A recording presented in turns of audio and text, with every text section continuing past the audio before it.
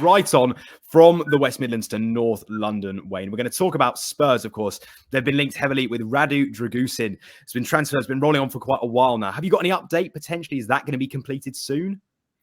Not necessarily soon. I mean, interestingly, his agent came out yesterday and said that Dragusin doesn't want to leave. He's quite happy at Genoa, doesn't want to stay. I wouldn't read too much into that, Tottenham fans. That doesn't mean the deal's collapsing, because Genoa are open to selling him this month. They're keen on getting a big fee for him, 25 million, and that's much needed for them. So I think Tottenham are very active on this deal. They're speaking to the players camp every single day. They're working to get an agreement in place. And don't forget, the man pulling the strings here will be Fabio Paratici. We've spoken about him on previous podcasts. Even though he has no formal role at Tottenham, even though he has a FIFA ban hanging over him, he is still very much Levy's favoured man when it comes to Tottenham transfers. Yes, they hired Johan Lang from Villa and Rob McKenzie as head of recruitment, but Paratici is the man that Daniel Levy trusts. His fingerprints are all over this deal, just as they were over Kulusevski and Bentancur, Pape Matar, so many, Vicario, so many of the successful Tottenham signings over the last couple of years. Levy rates his opinion so highly. This is why Tottenham are going so big on Dragusin. And I would be surprised if the deal doesn't go through, notwithstanding what the agent said. I mean, obviously, you've got to give some credibility to that, because he hasn't said it for no reason. But, this is all part of the game of transfers. This is the way it goes. This could be just a negotiating tactic to get a better deal and all those kind of things. But Tottenham are working very hard to get the deal. They're confident they will get the deal done, and he'll be a Tottenham player by February the 1st. Paul, is the feeling at Spurs relief, given that Boly's going to be coming through the door? I know you and I spoke off air about the extensive injury list, suspension list that's been going on this season. I know you had quite an interesting stat as well about Christian Romero that would be worth sharing as well. Yeah, missed 45% of the games since he's been at Tottenham through either injury or suspension. 45%. I mean, it's incredible. I mean, I see him most weeks when we talk and say he's bound to get booked or suspended at some point. But when you look at his overall career, 45% of miss of all games, it's a big stat, which is why they're going big on Dragusin. Again, like Wayne says, the recruitment there with Paratici, with Bentancur, Kulusevski, Vicario, Van de Ven. Dragusin's that type of player. He's 21. He's a young centre-half at Juve. I mean, he's had loans to Sampdoria, to Genoa on loan first, and then they signed him. And he's perfect. He's a perfect age. He's an international footballer, and he fits the mould for what they want. And like you say, with Romero there, the injury list, the suspension list, the partnership with Romero and Van de Ven was a huge reason that they had such a good start to the season. As soon as that was fractured and Udogie came out of that side as well, that was one of the reasons why results dipped as they did. And with Romero, with those type of stats, that he's not going to play a full season.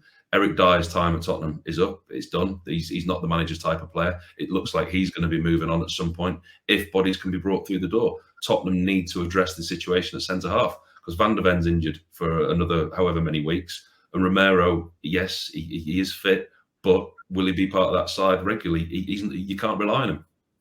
And so when let's just say hypothetically, Paul, they all do come back and you've got Romero available, Van de Ven's available as well, and then Dragusin's available too. Who would your starting two be? Would you drop Romero potentially? Would you be brave enough to do that? Because I think those two this season have proven when they've played together, they actually have looked quite strong.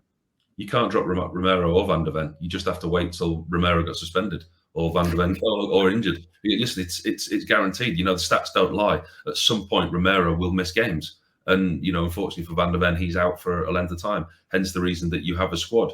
As far as Dragusin goes, yes, he's a top quality player, and I would have no qualms with him playing alongside either one of the two.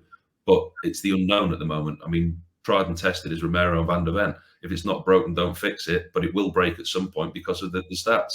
And then Dragusin comes in. So I guess that one have actually coped really well, I think, without Van de Ven, given the injuries in other positions as well. I think they've punched well above their weight and have that style of play that is so entertaining to watch. And Ange Postecoglou is absolutely definitive on how players fit into that system, who's capable of fitting in, who isn't. And as Paul said, Dyer isn't. He's out the door. He'll be gone. You might see out his contract to the end of the summer and then go on a free transfer, but he won't be a Tottenham player next season. And Paul, if you had to sum up really Spurs this season so far, what are your thoughts generally? I mean, I think the one word that I'd certainly go for would be roller coaster. Oh, listen, I'm delighted. I mean, they're just a good watch from what Spurs fans have had to endure the past 2 or 3 seasons. I mean, it's hard to say endure under world-renowned managers like Conte and Mourinho, but the football, I mean, it was awful. They were a really poor watch. They were playing on the counter-attack at home. They were sitting deep, defending. And I think just the way that Ange has brought the club together. I mean, there's always talk about the off-the-field stuff at Spurs, about the ownership, about Daniel Levy, but that seems to have disappeared into the background a little bit. Yes, and it's still rumbling along. It's not going to go away. But because of what's happened on the pitch, what Ange has done, and the way that he's galvanised his team and the way that they play, the togetherness between the team and the supporters, there's not been that harmony at Tottenham for such a long, long time.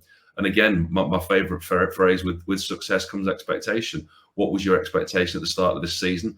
A European finish with hopefully a trophy in the cabinet.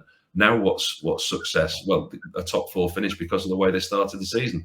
I worry for us though, Lewis, in January. I do, because of the injury list that we've got. We're going to lose Son, going to lose Basuma, going to lose Pape Sarr, 3 really key players. That's alongside Romero out, Van der Ven out, Maddison out. That's the heartbeat of the team. You know, the top quality players that are not going to be there. January is a big month for Tottenham simply because of the players they've got missing and the recruitment that they need to do. If they can come out of January into February and still be there and thereabouts, then they've got a chance.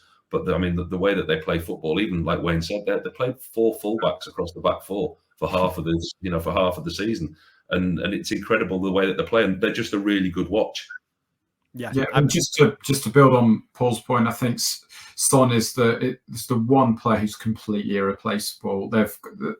Some of these other players have had brilliant seasons. Van der Ven and Maddison are outstanding for their injuries. Vikari's been probably the second best goalkeeper in the Premier League this season after Alisson. But I think Son is absolutely irreplaceable. I would only put probably Haaland and Salah above him in the Premier League in terms of quality of player.